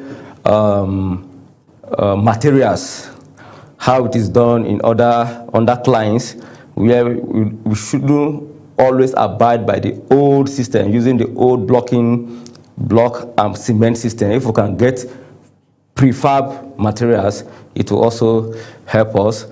Let's also look at the area of funding, financings, access to mortgage. How many people can access these things? If it is easily accessible for both the subscribers, which is the end users, and also the developers. If we can access funds as developers without putting too much pressure on ourselves on borrowing, and also our subscribers can also access easy and cheaper funds, it will also go a long way in easing this solution. You see a lot of person, they only wait, especially civil servants, they only wait for their final benefits to be able to access this, access homes or houses. But when these funds are available, not just for government workers, but also businesses, you see housing deficit will become a thing of the past. Then we can also look at PPP, public-private partnership. We have a lot of them already in play within the system here in the FCT and within Nigeria. We want more. We want that collaboration should be strengthened. And not just because most of the PPPs we have currently in the area of commercial housing, or what we call commercial properties like marketplaces, like shopping malls. We have a lot of PPPs going on. We also want it in the area of private residence. It will also go a long way in tackling some of these issues we are having. Thank you. All right. One thing, while you were speaking, is educative, you know, because a lot of people never knew about this. Because the problem known, they said, is half solved. Yes. Now, let's look at double grace properties now. Recently, research has shown that double grace properties have done so much in FCT. For instance, your research have shown, you know, most times we carry out these researches without even the organizations knowing. Among the top, property companies, real estate companies in Nigeria, you know, in Abuja FCT especially. Now, let's look at double grace, all right, for instance, because you just talked about civil servants. I am very passionate when you talk about civil servants. Just yesterday, I was talking with someone. I said a lot of them, after retirement, in just a few moments, you hear that this one is having stroke. I know of one that once committing suicide because he couldn't pay his ward's school fee.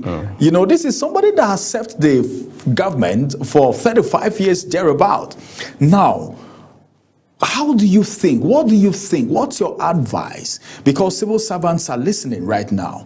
Apart from waiting until you retire and they pay your benefit, some of these benefits don't even come timely. Yes. I know of maybe military officers or some civil servants that have died on the queue, you know, in the process of pursuing their pension and all of that. What do you think would be your advice for these people on how they can acquire property?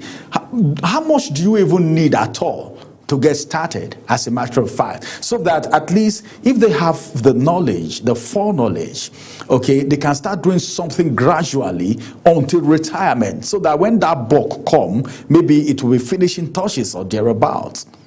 Very, very important question.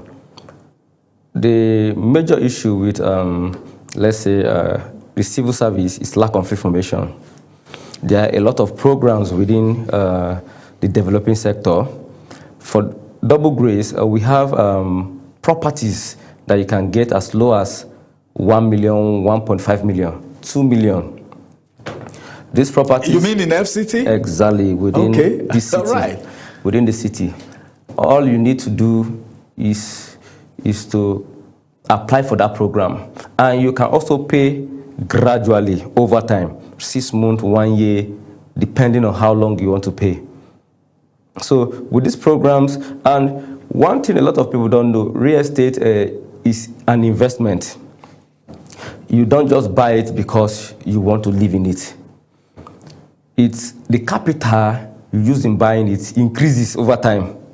So assuming you're a junior civil servant or a junior worker who just came into the labor force, and let's say your first or second year, you start investing in real estate, you start paying gradually.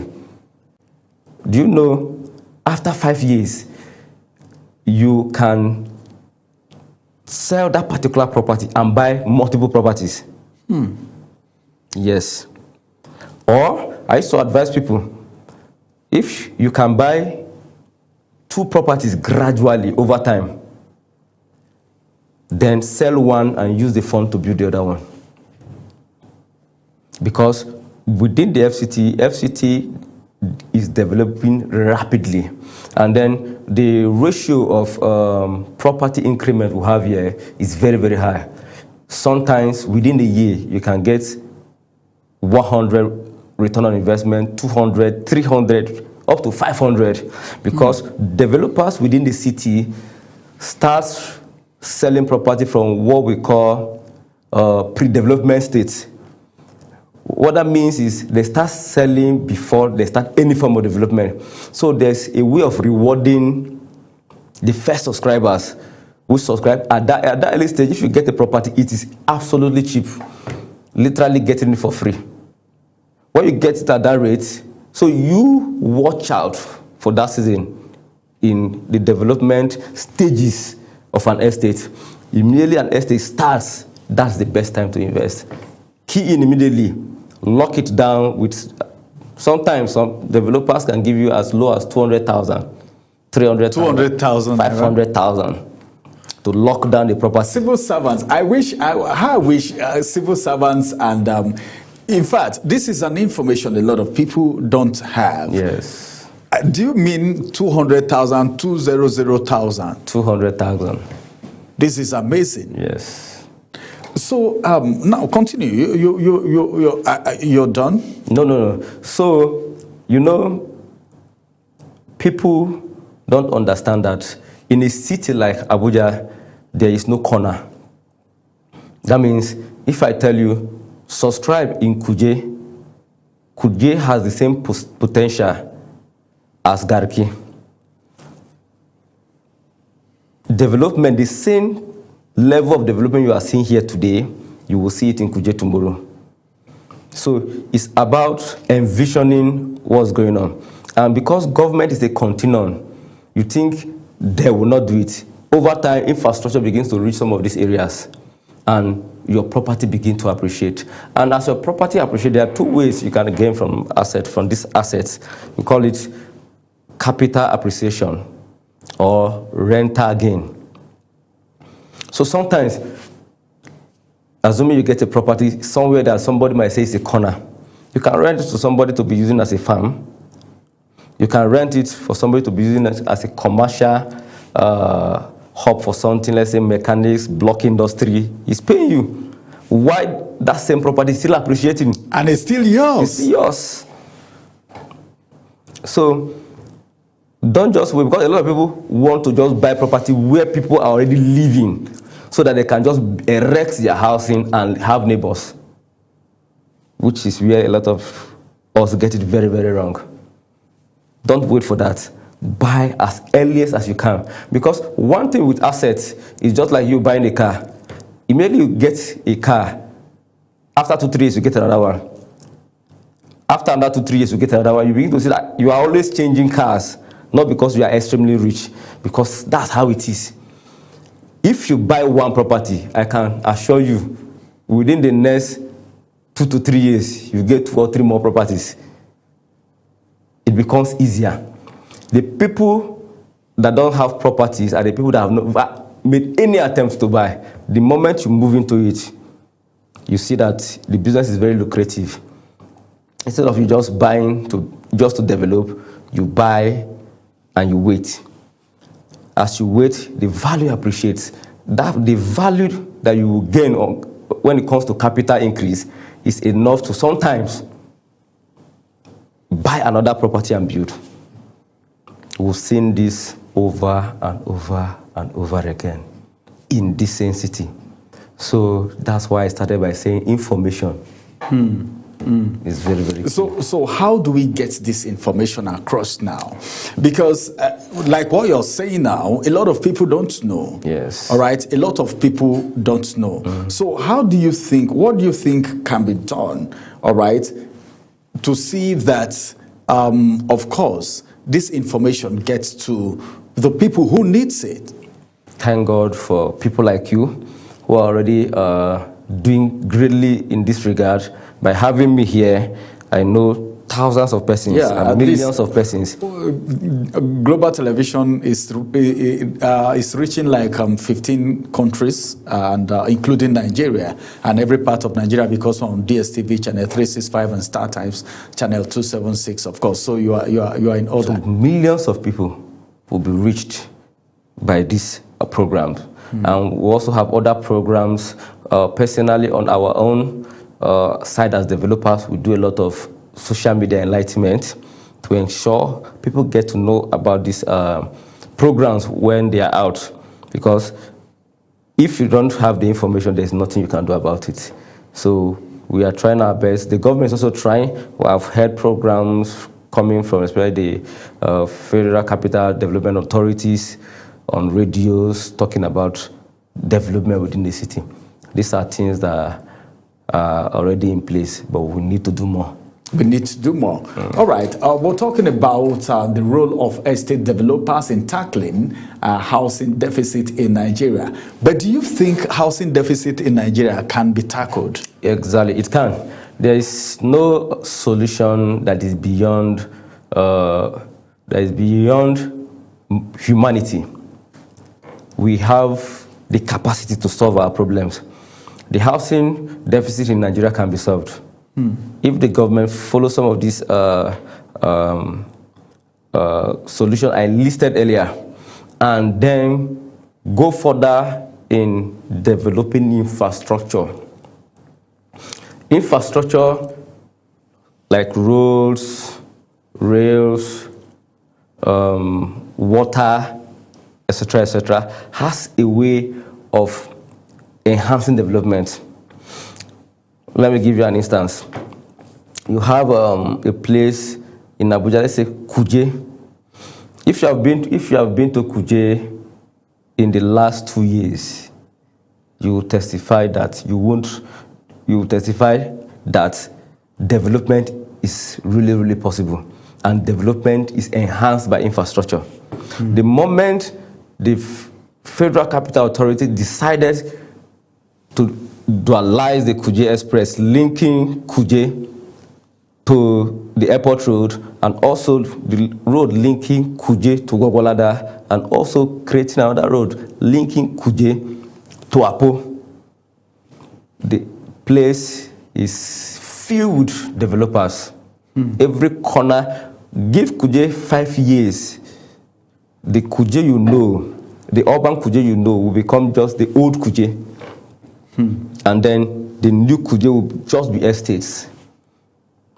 And this is just as a result of infrastructure development.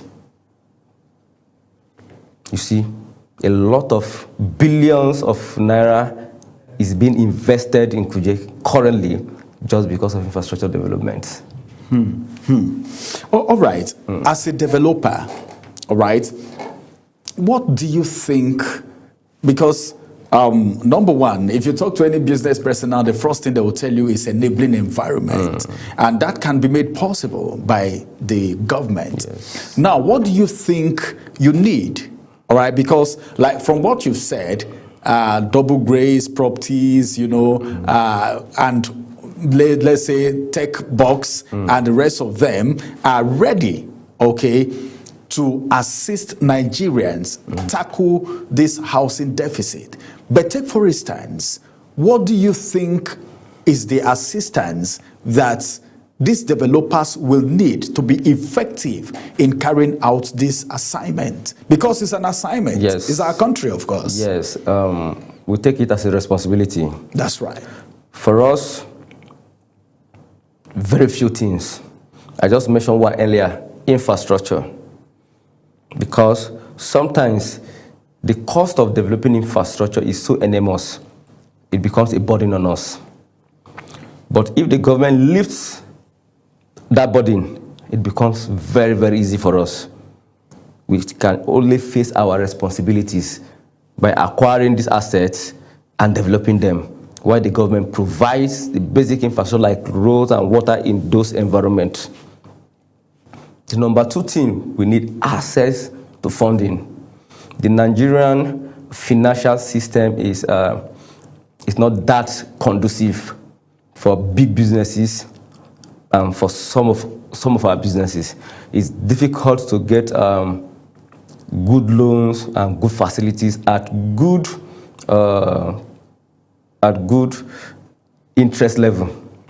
The interest rate in Nigeria is so high that you will rethink, and your financial advisor will also advise you not to go into it. So it's not something that if the CBN can look at it, reduce the interest rate for us as developers, then we can go all in. Because when you have good access to credit, and that's the advantages developers in other clients like in Dubai, in the US, and in Europe has over us here. They have good, favorable access to credit. Why will I be taking on a project of 100 billion and I'm expected to provide all the fund by myself? It becomes very, very difficult. It becomes highly complicated. But when I know I can get such access to credit and with interest rates at single digits, some of these clients you can get at 4%, 5-7%, but ours is always above. It's always double digits. So with access to good credit, we are all in. The federal government will relax. The private sector will drive. Even currently, the private sector is at the helm of it. At least 90% of development within Nigeria is driven by the private sector and real estate developers. So I think these are the 2 major areas that the government can look into, and then the industry will change forever. But has it been proposed to the government anytime? I don't know. Developers should have an association or something. Yes, we have an association called REDAN. Yes, REDAN. Real Estate Developers Association of Nigeria. Yes.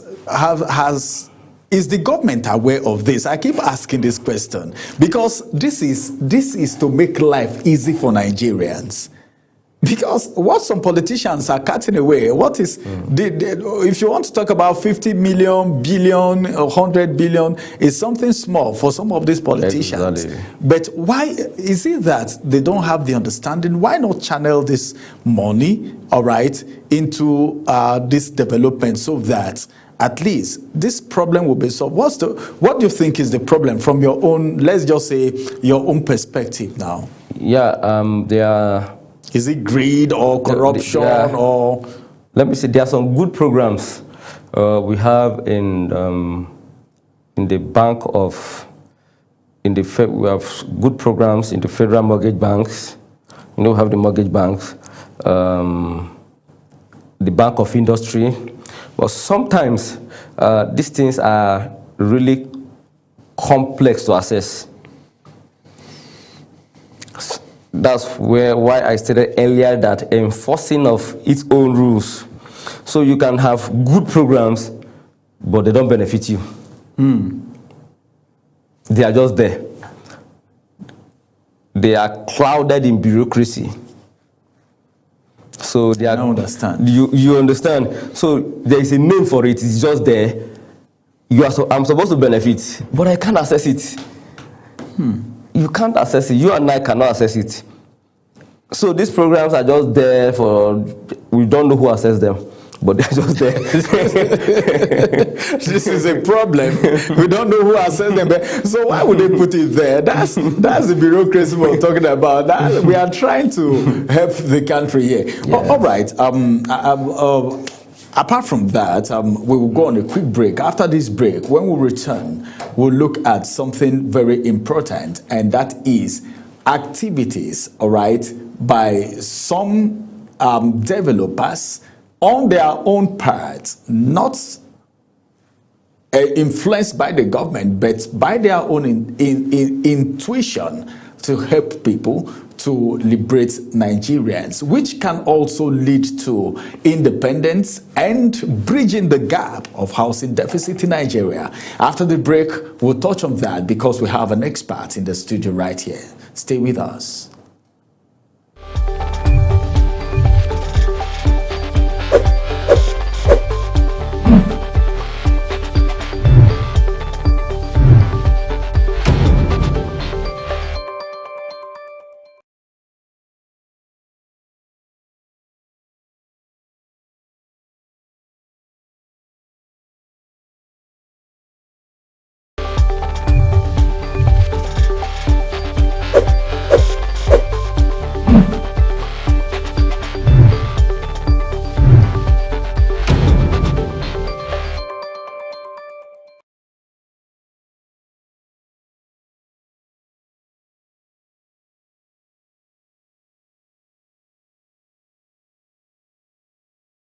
Wake up with Global Morning, your daily guide to what's happening and making the rounds.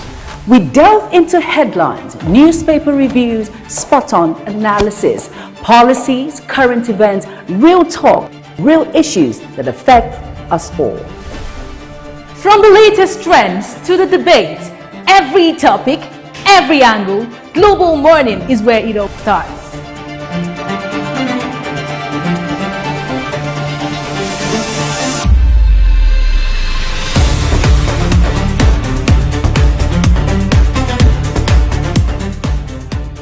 Global Morning, For the latest issues, always on point. Watch Global Morning Monday to Friday at 7 a.m. Saturday and Sunday at 8 a.m. on Global Television.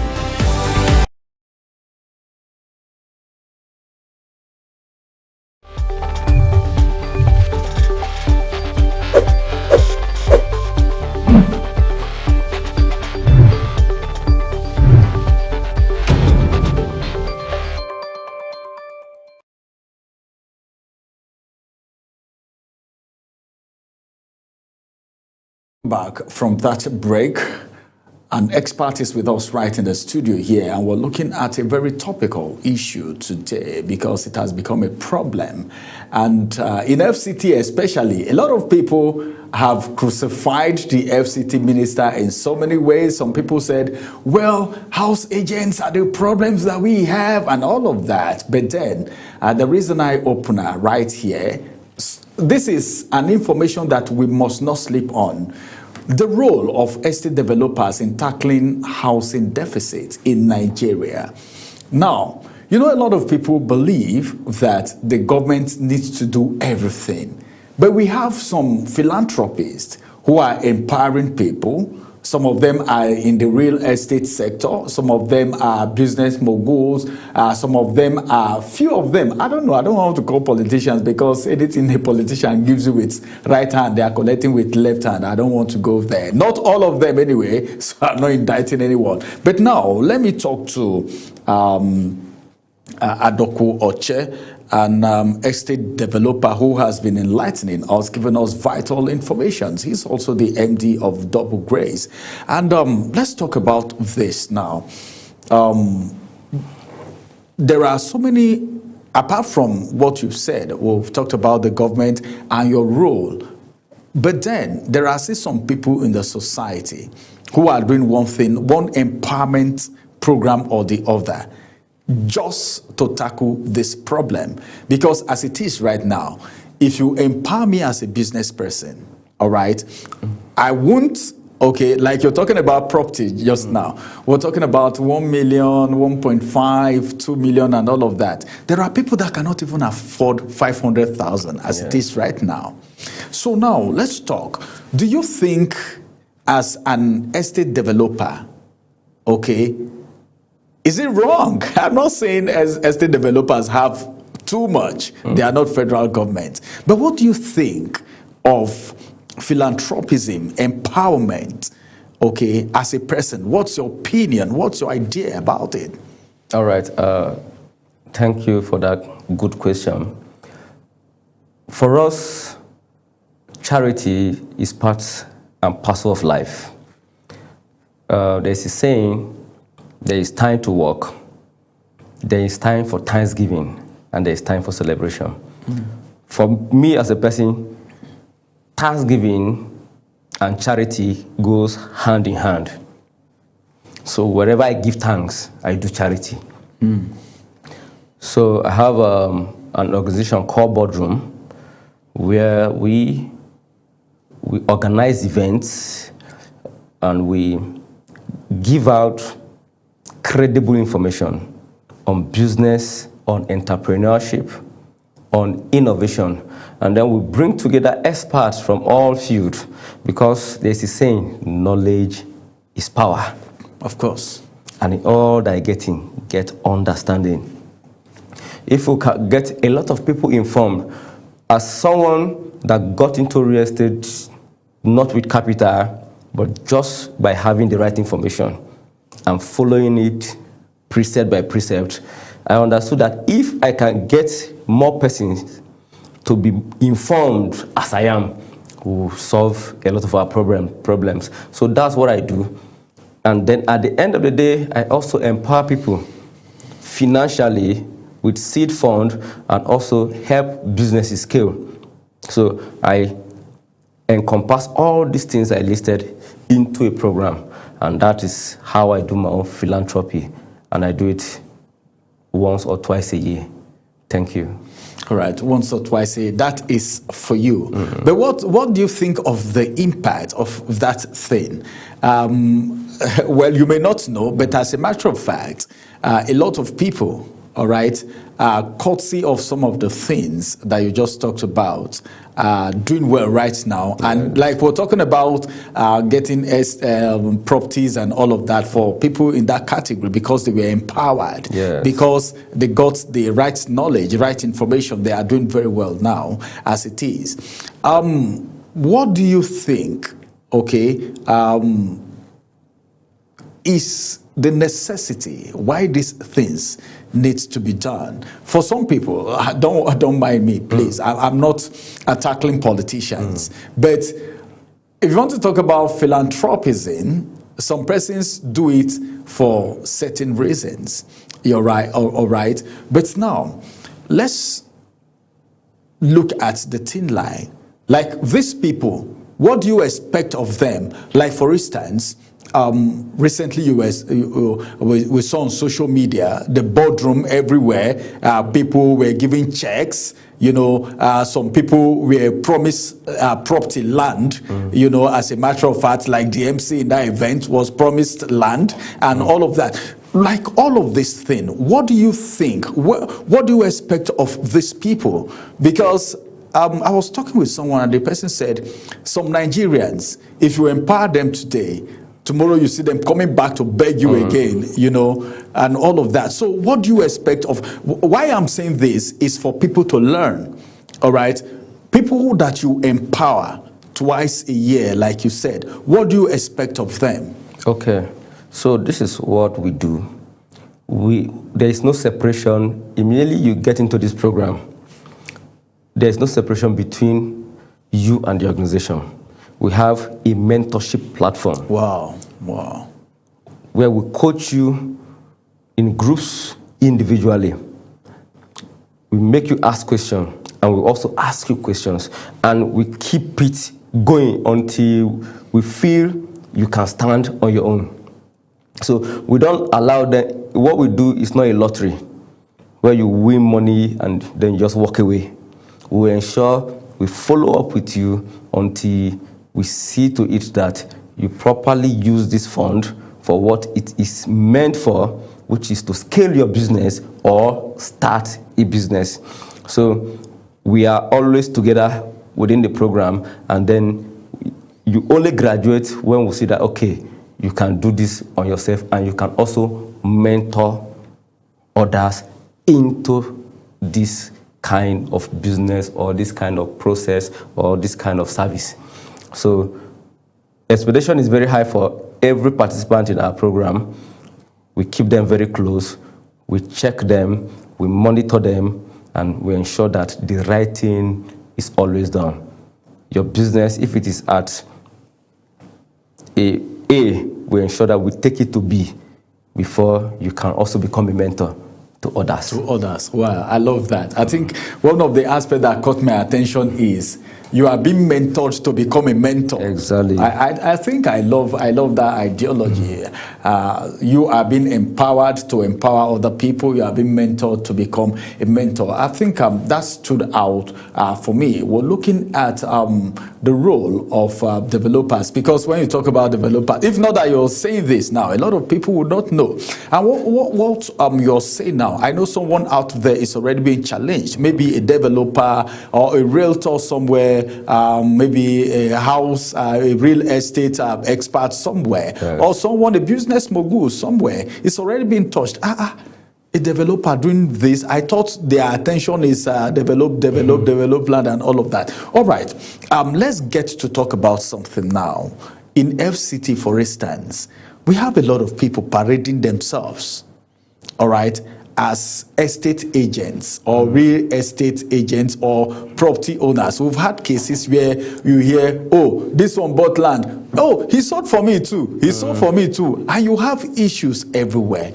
How can we mitigate such situations? Because a lot of people don't know. Some people are innocent.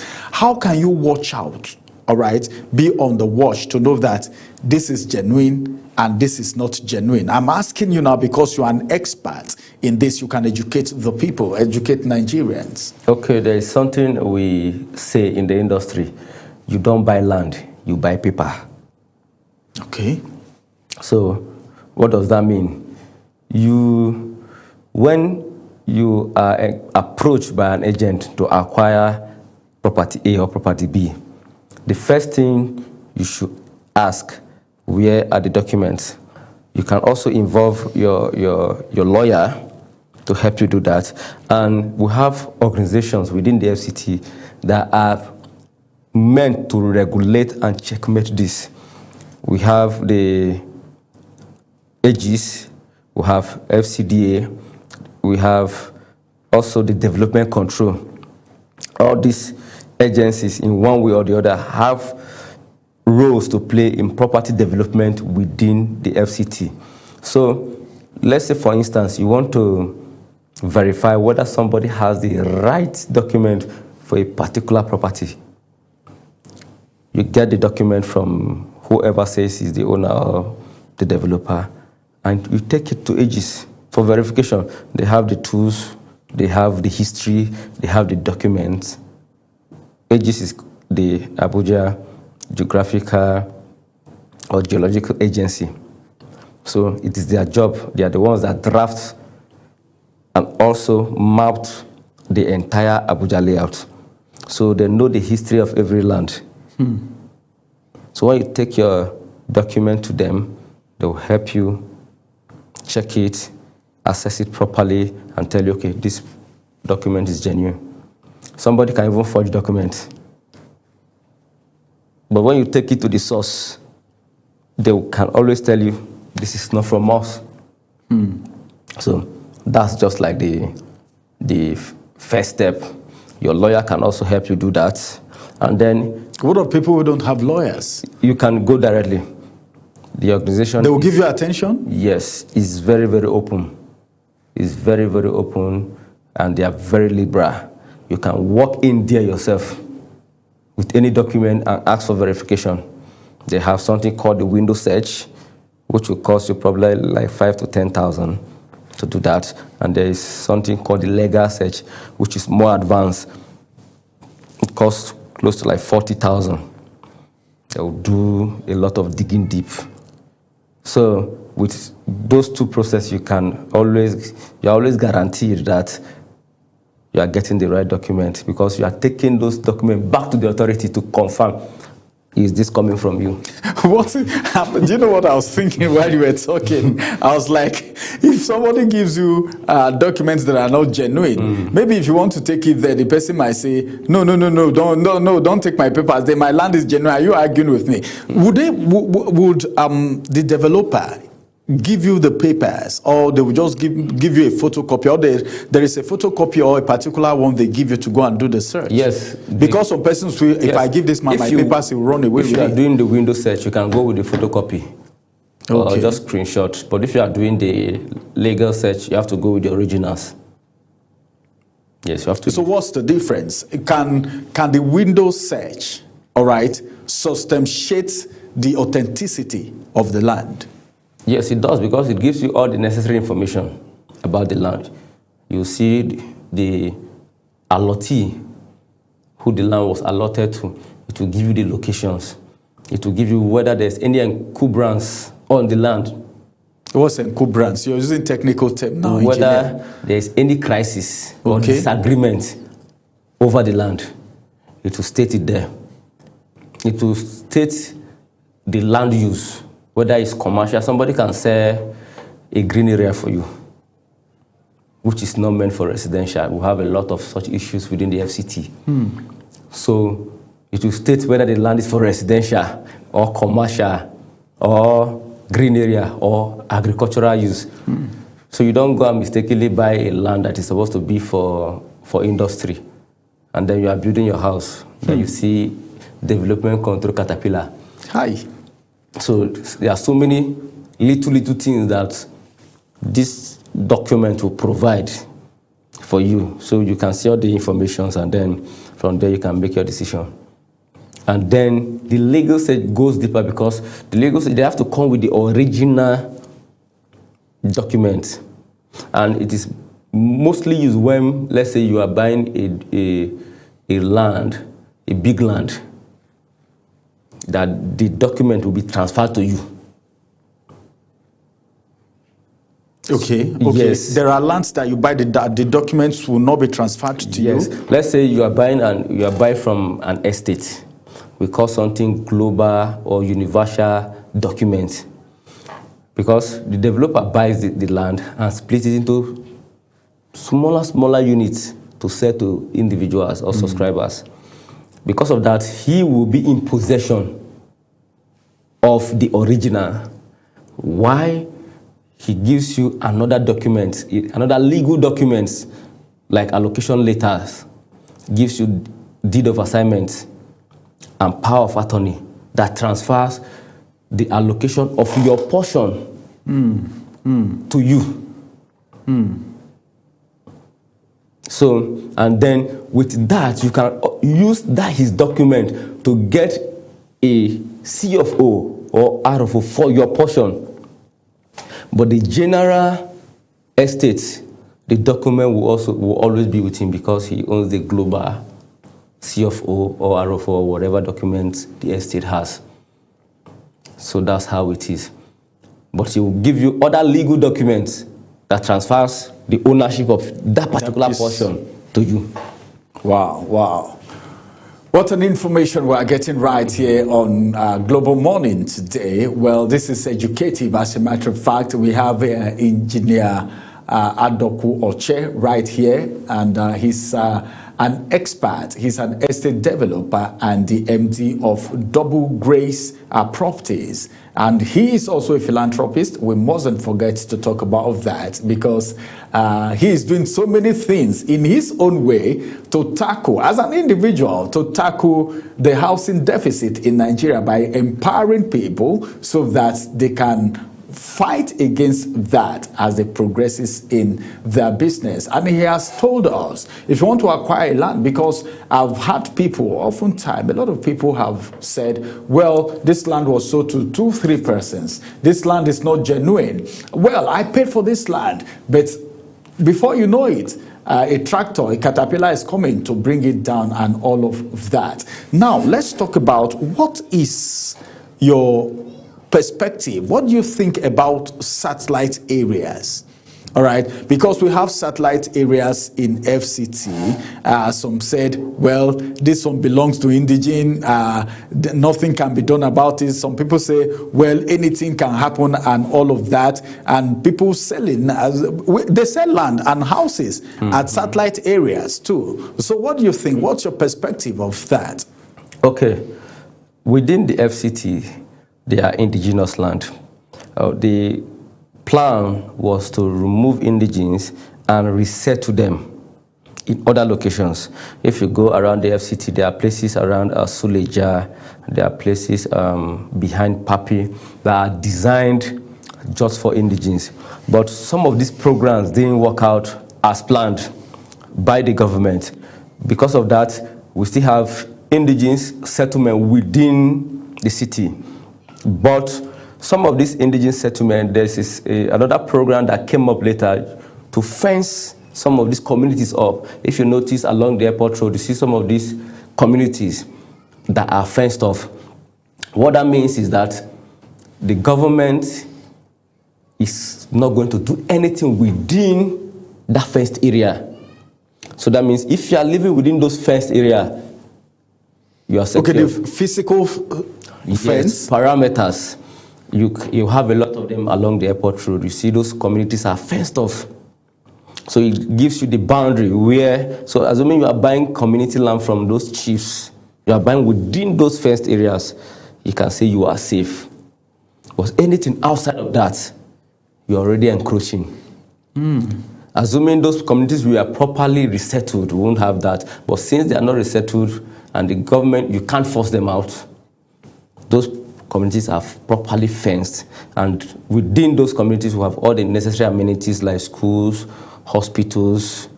But when somebody sells close to the community, but it's not within those parameters, you should run.